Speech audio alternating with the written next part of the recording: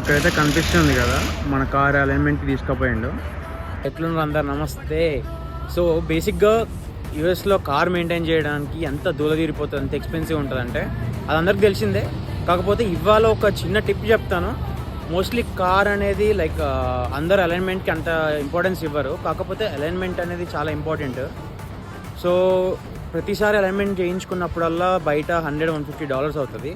అదే ఇక్కడ కనిపిస్తున్న ఫైర్ స్టోన్ ఉంది కదా, సో ఈ ఫైర్ స్టోన్లో లైఫ్ టైం అలైన్మెంట్ అనేది ఫెసిలిటీ ఒకటి ఉంటుంది.